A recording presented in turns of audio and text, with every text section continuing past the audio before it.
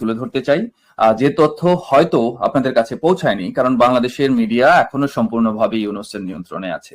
ঢাকায় বাংলাদেশে নিযুক্ত যে চার্জ দ্য অ্যাফেয়ার্স এর ট্রেসি জ্যাকবসন, উনি প্রধান উপদেষ্টার সাথে বৈঠক করেছেন। আলোচনার মূল বিষয়বস্তু ছিল দেশের আইন শৃঙ্খলা পরিস্থিতি ও আসন্ন নির্বাচন।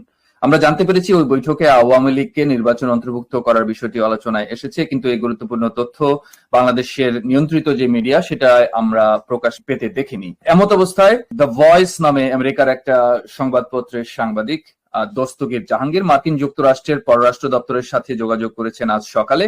তারা যে উত্তর দিয়েছেন সেটা খুবই স্পষ্টত দেখিয়ে দেয় বাংলাদেশ বিষয়ে যুক্তরাষ্ট্রের যে অবস্থান সেটা। তো আমি কুইকলি ইংরেজিতে যে রেসপন্সটা ওরা দিয়েছে আমি সেটা একটু পড়ে শোনাই, তারপরে আপনাদেরকে আমি বাংলায়ও ব্যাখ্যা করছি। প্রথমত ওরা বলেছে, we are monitoring reports of localised protest and targeted destruction of property of former Awami League officials in Dhaka. We encourage protesters to demonstrate peacefully and the Bangladeshi interim government to protect human rights and fundamental freedoms as it works to maintain law and order. We'll continue to engage with the interim government as it charts a secure and democratic future for Bangladesh. তারা যা বলছে যে ঢাকায় বা বাংলাদেশে আসলে শুধুমাত্র ঢাকার বিষয়টা ওরা উল্লেখ করেছে, কারণ হচ্ছে 32 নম্বরে আমাদের বঙ্গবন্ধু স্মৃতি জাদুঘর যে ধ্বংস হয়েছে সেটার বিষয়ে।